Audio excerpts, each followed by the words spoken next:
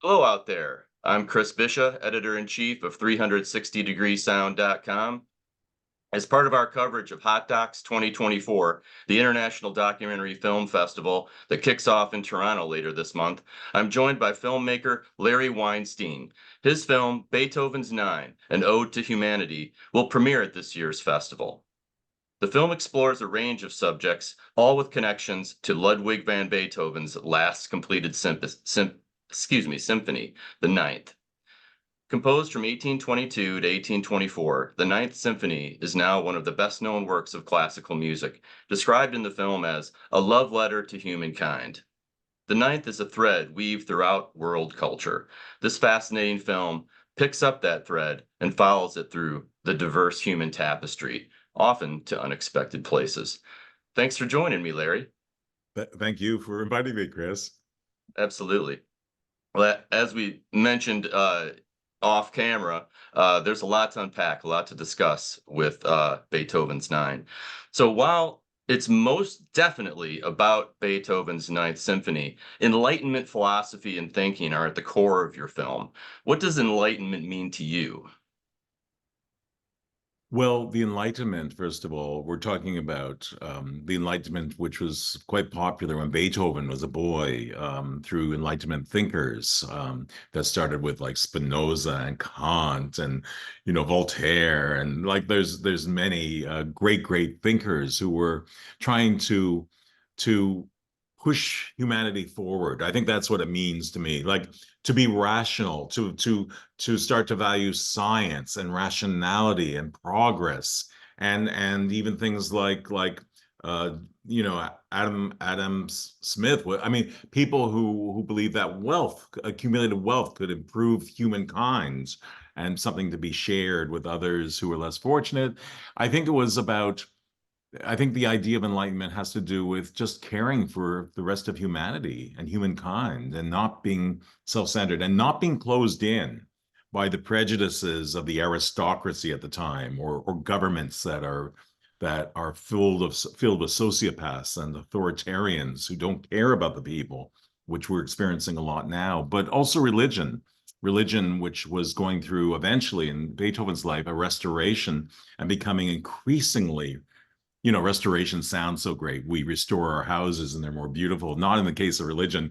It was closing in and becoming more conservative and more dictatorial and more purist and less rational, which of course we have a lot of now too. So Mhm. there's a lot of reflections in Beethoven's time, and it's like we need to have enlightenment. We need to live up to the ideals that Beethoven was putting forward when he wrote that symphony, which is all about that. Yeah, I should mention one please. other Enlightenment writer was Schiller. And Schiller was the one who wrote Ode to Joy, the poem Ode to Joy. It's a little bit more godly than he would have liked. He eventually became an avowed atheist. Schiller was really interested in humanity, nothing divine. It was about us lifting ourselves out of the darkness into something very light. And that appealed to a 15-year-old Beethoven when it was written so much that by the time he was in his early 20s, he thought, I need to take those words and set them to music. But it took another 20 years, and he didn't know that it was going to be in a symphony, because no one had ever done that before, put words in a symphony. Yeah. One of your participants, Steve Pinker, puts it succinctly when he says, the Enlightenment, we should be using knowledge to improve human well-being. Yes, that's right. Yeah. And I knew I wanted Steven Pinker to be one of the people in the film, and I hadn't even realized he had written the book. Enlightenment Now is based on earlier works that touch upon these things that I wanted him. And that book kind of became a bit of a Bible for me. Whenever I was mired in darkness, I would read his book to make me realize the world is not as bad as we think it is. Sorry. yeah, an important theme of the film then seems to be that as a global society, we're not living up to the ideals of Enlightenment thinkers. Did you have that in mind at the beginning of the project? When I began the project, I was just asked to make a film about Beethoven's Ninth Symphony, an idea that I kind of rejected because I saw there were other films out there about that.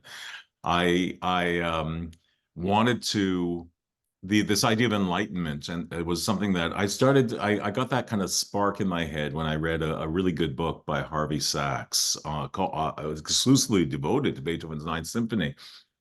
And then I thought, would it be cool? This is when I was thinking I'm not going to do this film. But then I thought, wouldn't it be great if we got the Ukrainian Freedom Orchestra to perform that work, this orchestra that was made of refugees that were suffering because of the war. And here's Carrie Lynn Wilson, this Canadian Ukrainian who was very frustrated and wants to do something positive. And here's an orchestra based on the idea of freedom and peace, obviously, and also embracing humankind, which is exactly what Beethoven was inspired by in writing his piece. Wouldn't it be cool if those two came together?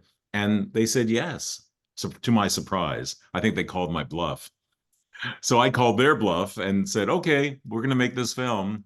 Now I just need a couple of good production companies in Canada and Germany to help make this thing happen. Riddle Films in Canada and 3B Production in Germany. And together we created this thing, Hmm. which expanded then from there because it involved other characters too. Yeah. I'm not And sure the go question ahead, though. sorry. Yeah, absolutely. But the Carrie Lynn Wilson, her passion for the freedom of the Ukrainian people is just so palpable on Yes. screen, and it's a wonderful ramp up, on ramp, if you will, into the narrative. But can you tell me a little bit about discovering the narrative of the film? Well, it's well, narrative is not my strength. Luckily, I have the world's best editor, David New, who I've worked with since 1990. God And love he, editors. yeah, yeah, I know. And so I'm madly going out there because we had very little time to make this film. We only started filming it end of August. And then we started filming more in October, November, December, beyond December, and here it's being premiered at Hot Talks, in a week and a half. So the idea of the narrative, I also like the idea of something that seems like non sequiturs. I love the idea of things that seem like tangents. Why are we in Cape Cod right now? Why are we in Germany? Why are we like who are we meeting now? Like the surprise, but they all but it was in a way it was the narrative is sort of the glue in this is that enlightenment ideal, and it is Beethoven, and it is Beethoven's Ninth Symphony, and it's the ideals that fuel that symphony. And so I knew always that I had to go after that. Like, why do I have a Polish rock star in the film? What is that? What well, it has to do with the fact that Beethoven himself was considered to be the rock star of his day. Everyone recognized him. Much to his chagrin, he was fully deaf when he wrote the Ninth Symphony, and he would shun people. He didn't want to be recognized, but everyone knew what he looked like in Vienna. And also the Ode to Joy, the famous Ode to Joy theme. What is that? Why does that sound so different from everything Beethoven ever wrote? And it's because it was written to sound like a folk song, a timeless folk song. And then I realized, no, this rock star, this woman, Monica Brodka, she grew up in the mountains of Poland and was steeped in folk music. That was supposed to be her life. So she understood the folk element of what Beethoven was doing. Plus, she lives in Poland, which could be invaded by Russia right after Ukraine. So she's very aware of that as well. So it all seemed to come together. So it's not so much narrative that you're asking about as trying to find things that are strongly related to the themes that we're espousing and how that all comes together, whether it's a comic book figure like Schroeder or a rock star. It's those seeming non sequiturs that I think make it magical. Do they all work? I don't know. I just finished the film last week. I haven't had a chance to really assess it. You've seen it more than me. So does it work? Yeah, I was definitely intrigued by how Beethoven, you know, pulls all of this together, and how it's Beethoven was a common theme in these very diverse, different subjects that you talked about. And you mentioned Monica Brodka, the Polish rock musician. She's a wow, fascinating character. Her. conversations with Carrie Lynn Wilson, and her comment about the lyrics of Ode to Joy, how it's naive but beautiful. You know, she's got this interesting cynicism that's not hopeless. You know, it's kind of that Central and Eastern European realism, you know, where Yeah. they've been oppressed for so many centuries. Yes. Yes. You know, it's funny you say that. I showed the first half of the film to a group of composers. I sometimes go to this wonderful group in Toronto called Toronto Ravel. And they started by studying the scores of Maurice Ravel, who's my favorite composer. But let's not go there because we have to talk about Beethoven.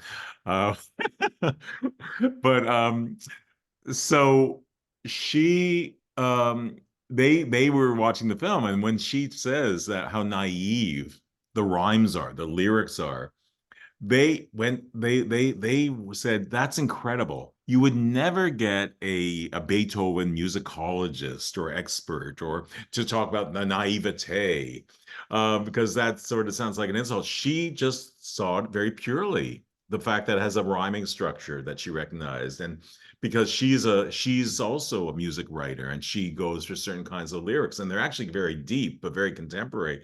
So she is a peer of Beethoven. She's looking at him like, I am a songwriter. He is also responding to lyrics. We both respond to lyrics, and listen to how naive they are, these lyrics, and yet the beauty that they yield. That's what impressed her. And I love that you picked up on that. Yeah, and I love the backstory that she was trained uh, on violin so she could join her father's folk band as a fiddle player, essentially. And I think that's important because her comment about the sort of the hooky nature of the Ode to Joy and how it could be a ringtone is Yes. really fun. It's a great segue then into the next bit where your next subject is getting a call, and that's his ringtone. That's right. And So yeah, she, it's yeah, very yeah. cool. No, it's true. And she does recognize, I mean, she says that sort of jealously. She says every songwriter would love to have something that like in their discography that is that famous. She thinks Yeah, of it as the ultimate pop song. right. She went from folk to pop. She was like in the Polish version of Poland's Got Talent, that kind of thing.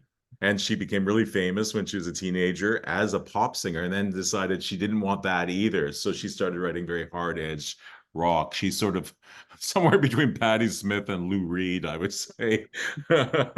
Well said.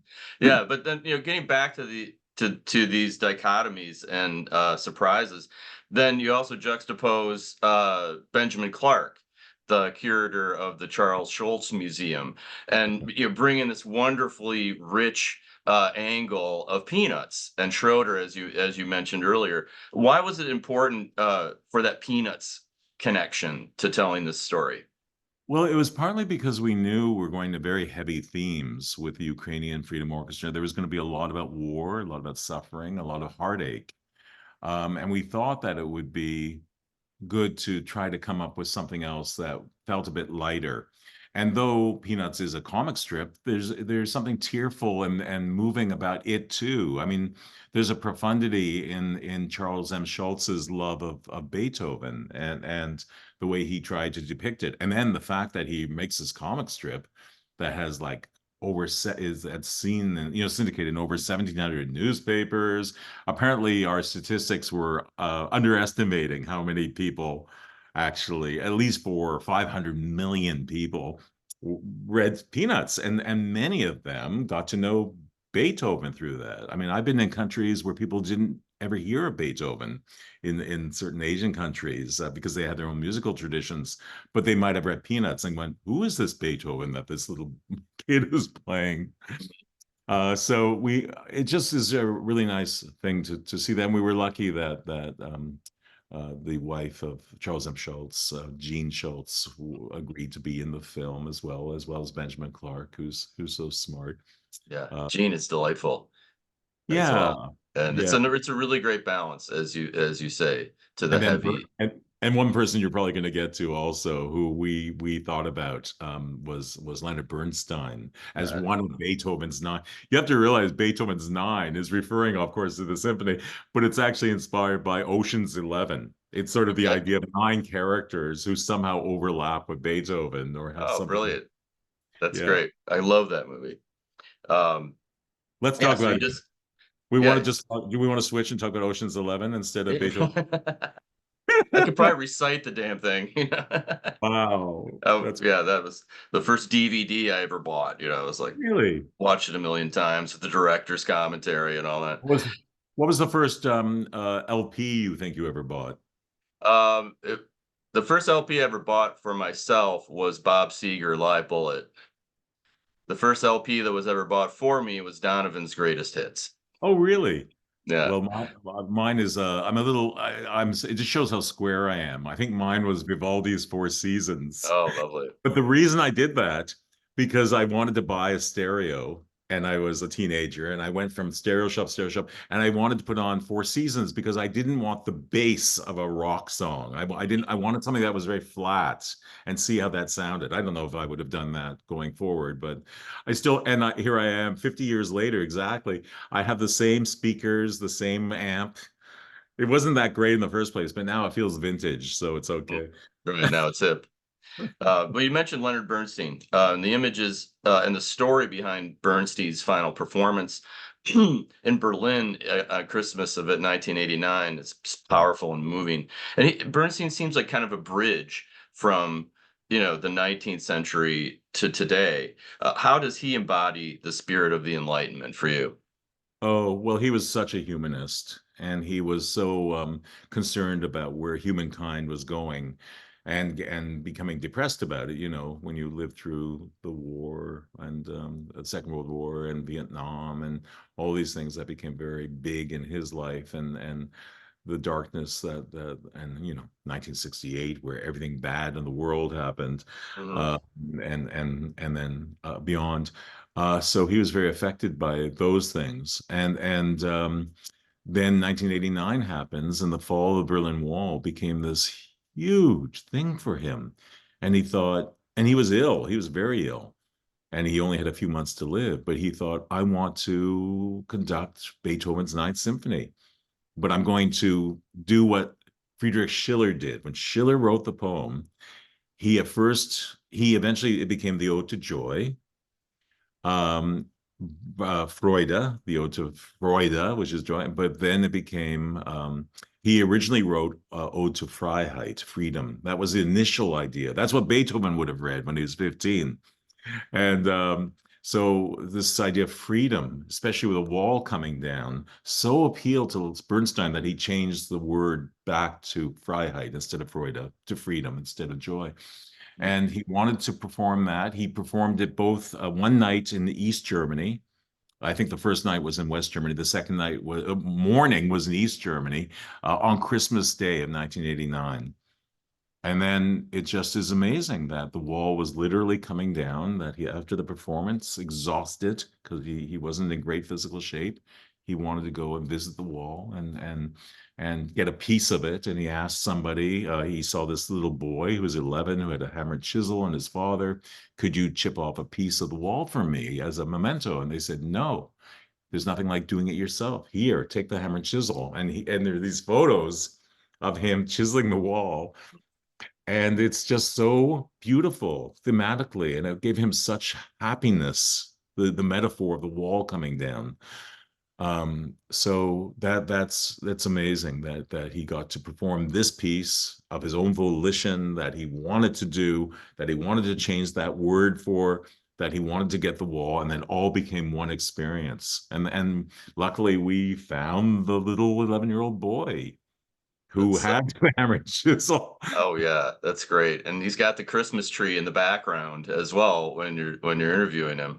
Yeah, that's And right. that's just such a great image. I love like the photo that you found as well, where he's looking, it's like this Leonard Bernstein. Yeah, Yeah, that's because they broadcast it live, the concert, and he had just seen him, and then yeah, he's looking at this guy walking towards him, and he's going, "That looks like Leonard Bernstein." yeah. And Bernstein hears this and goes, "I am Leonard Bernstein." It's a wonderful moment Uh, of levity in this, really heavy moment, this, really intense moment. Yeah, and I have to tell you, I just this morning I got a note from this person, France. Kranke is his name, the former East German boy. He saw the film this morning for the first time, and he was just so moved by it. And that and it's his being moved makes me very moved. I mean, it's just so beautiful to make these films in the first place and get to meet these kinds of people, which is yeah, it's always been an Yeah. amazing thing about being a documentary filmmaker, Mhm. especially if you make documentary filmmakers sorry, if you get to make documentary films about something that you love, as I love music. Mhm. And so I've gotten to meet a lot of people over the last decades who just blow my mind that I got to be with them. Yeah, Yeah, that's great. What a blessing. What a gift. yeah, yeah, Um, and Bernstein, you include his comments that he made, and I don't know when, what the time period was when he said this, but he said Beethoven is struggle, his struggle for peace, fulfillment of spirit, serenity, and then at the end of that, he says, then uh, perhaps we can grow into something worthy of being called the human race. yeah. 'Cause your That's film very, seems your yeah. film seems to suggest in, in all of the strife and struggle in the world, this film seems to suggest that the solution is a greater humanity. Yes, Um, I guess a greater sense of humanity, a greater responsibility to continue in that way, and the effort that it takes, and that has to do with the Enlightenment thinkers. These weren't just ideas in the air. There was an application of the ideas to improve our lives, mhm, and we have to continue. We can't be, and we have a lot of obstacles now that we didn't have in the past. Social media has become something toxic. mhm, It's like who can say the most hateful thing in the most dramatic way, as opposed to who can spread the feelings of love and embracing. That seems to have fallen by the wayside. That's why yeah, we have the Putins of the world. That's why we have Donald Trump. mhm, And why is Canada going so far right in their rejection of Trudeau and going right? And like it's a very scary prospect of what's happening. mhm. Where are you based? May I In ask where you? Detroit. I'm in Detroit. So I'm, My condolences. yeah, thank you. But yeah, so I'm familiar with sort of the right-leaning politics of Ontario, for instance. Um, Yeah. as well as, and I was struck by that, watching the film is that, the idea of America comes out of Enlightenment thinking. This is Yes. where all of the founding fathers, as we call them, got this idea, that Yes. all men are created equal and that knowledge, and I think they unfortunately mistakenly believed, as I believe too, is that we would continue to grow in knowledge and value knowledge, and that we progress as a culture. And unfortunately, now it seems like a lot of the ideals that America was founded on are, and you may see the same thing in Canada, are being threatened by these baser instincts, of aristocracy and politics and religion, and hate, and so Pinker and Obama, who you include, talk about how we are demonstrably better off Yes. today than we would have been in Beethoven's time. But can we achieve a truly greater humanity given that our basic instincts seem to continually betray us? It's funny. I feel like we there's something perverse and almost fun. There's this element of fun in being kind of naughty, and it's something that social media really perpetuates. Also, reality shows. It's Interesting. interesting that this guy that's trying to be president again in your country grows from reality shows and from vile things and things that really represent the opposite of humanity. Many of the people within our film are all about humanity, like Gabriella Lena Frank, the woman who was born deaf, who is one of the greatest American composers, a Peruvian background. She's one of the most commissioned composers. She is all about goodness and environmentalism and anti-colonialism and she's a very powerful force, as is Pinker's associate wife, actually, Rebecca Goldstein, who is one of the original Enlightenment thinkers of our time and is the expert on Kant and Spinoza, who was ground zero with these guys. like they're such good people and they believe in the goodness, and and you see it. I mean, we shouldn't give up hope. I mean, Right. there are a lot of good people. There are a lot of good people in American government who still believe in these things. There's actually nothing that Joe Biden says that is counter to Enlightenment values. And Kamala Harris. I mean, these and you know, Bernie Sanders is all about that. Many of these people, Chuck Schumer. I mean, these are people who actually believe that good should triumph over evil. The thing is, evil's kind of sexier. It's more fun. People love that whole thing getting mired because then they are, they're warriors. We're going to react against the status quo. Well, sometimes the status quo is actually a lot better than shit disturbers. Right. Yeah, and Pinker, I love when he says the news is a machine to deliver the worst things that have happened to your screen or your door, a highly non-random sample, which Yeah. really intrigued me. When things go well, we don't call it news, but it ought to be news because the well-being of our lives depends on it. I was just like, Yeah.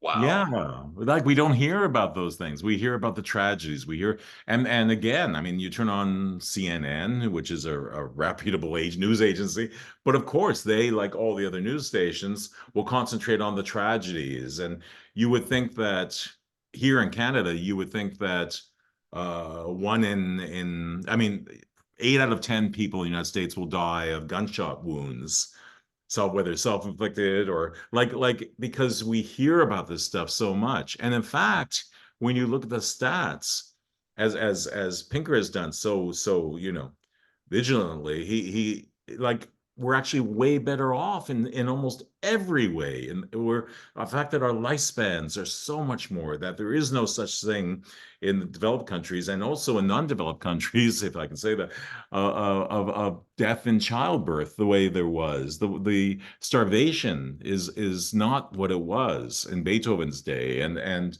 in so many ways, yeah, abject poverty is not the poorest people now are have more resources than the middle class had in his day, and but in so many ways we are better off. And as Obama says, like if you had to choose a time to be born, you choose right now, and it's very hard to imagine that when you think about what's happening in Ukraine, when you think about what's happening in the Middle East.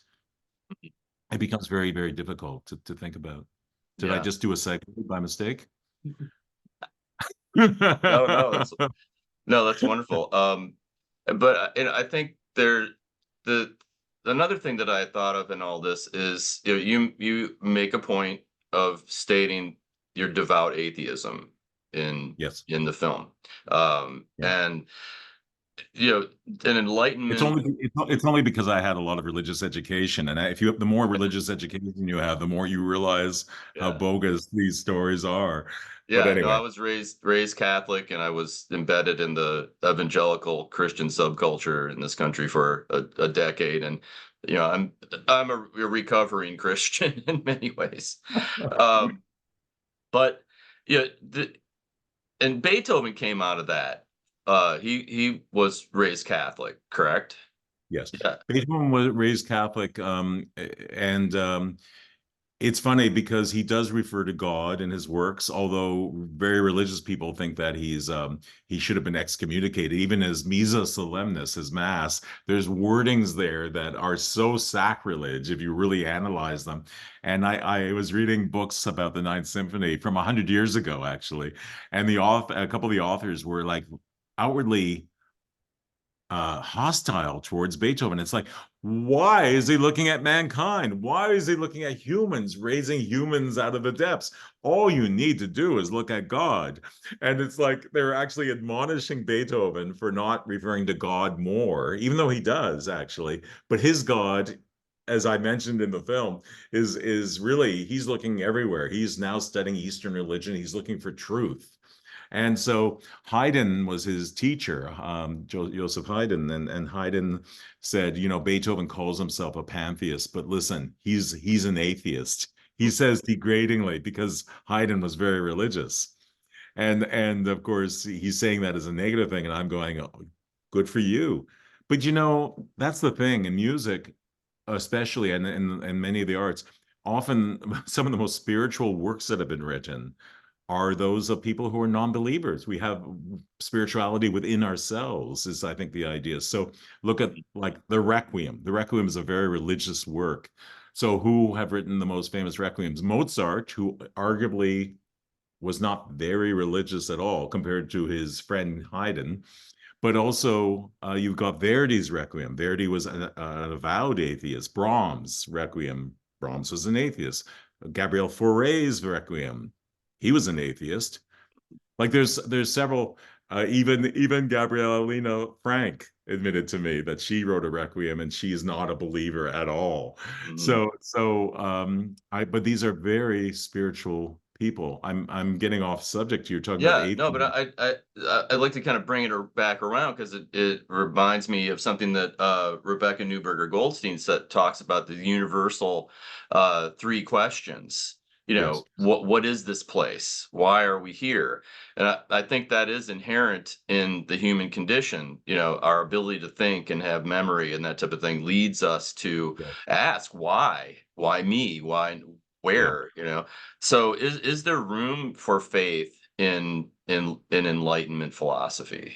Yeah, I think there is, and a number of the thinkers did have faith. Of course, you have to remember what time they're from. They're from the 17 and 1800s when if you even admitted that you were questioning your faith, you might get into trouble.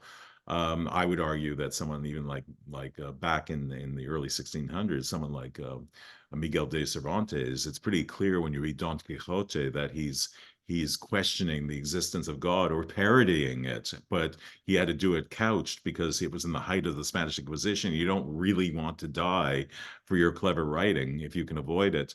But these superior thinkers started questioning, like, why are we just taking these ideas that are 2,000 years old? Like when people didn't have any scientific knowledge, why are we still believing in something? An invisible God? What's this all about? Jesus that is supposed to be, he dies for mankind's sins. Like, wait a minute, who killed Jesus? Was it Pontius Pilate? Was it the Romans? Was it the Jews? No, it was this invisible father, God, chose for him to die. Like, what's this all about? What is this mythology? And I think these guys were starting to go, what are we doing? If we're going to be progressive, we have to get away from these ideas. But don't think for I don't think for a second that there aren't religious people who aren't really very good people, superlative people. I just don't think that people who don't have belief should be condemned for that. And if Yeah. all things are equal and you have a very good life and you do things that are very good for humanity and you're an atheist and you do the exact same good things and you're a believer, I favor the atheist because this person, the believer, is scared that if they don't do it, they might go to hell. This person just wants to do it because they think it's the right thing to do. So I think that's the kind of thinking that a lot of people are doing. You've got me going on something that I didn't intend to go on. Yeah, well, there's so much to talk about in this wide-ranging documentary, and you know, I want to leave people with, you know, the question that's asked in the By the description way, is, I have to drop a second. We don't go into those things in this documentary. I do think Beethoven was a believer. He just was questioning, yeah, which doesn't mean he's a heretic.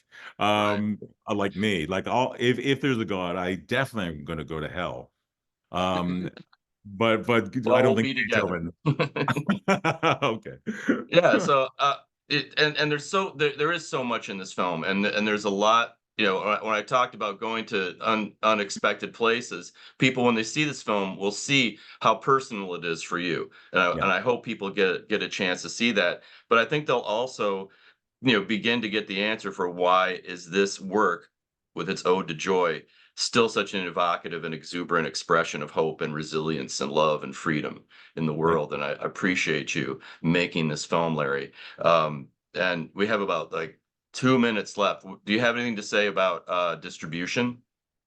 Oh, we want to get we have a distributor in Europe for European television, but we want to get an American distributor. I would hope that it would even have some theatrical possibility, and certainly getting out to stations to get. I usually am quite shy about my films, even self-deprecating about my films when I finish them. There's something about this film that is that, if I can use a religious term, transcends um, and transfixes that I find really powerful. There is a personal story in it that you've been kind enough not to refer to, but it has to do with October 7th and my own sister, and something very sad and powerful and makes me cry, but which fueled me on. And I think that that's very, at the time, I think between that and Ukraine, this film is very relevant and very timely. And I'm hoping it gets out there. I don't have an American distributor yet. I hope to. I think Variety magazine is publishing something today Okay, with the same hope. So good. I think Variety and you, maybe we'll get Yeah, somewhere. all right. We'll do our best here. The underdogs. We'll come to your assistance. But the Yeah. film is Beethoven's Nine, an Ode to Humanity, directed by Larry Weinstein, premiering later this month at the Hot Docs International Documentary Film Festival in Toronto. So thanks a lot, Larry, for joining me. This has been wonderful. Thank you so much, Chris. Thank you. Yeah. And I'll see you Okay. back here for more enlightening conversations. Okay, perfect. Thanks. Anytime. All right. Bye bye for Bye-bye. now.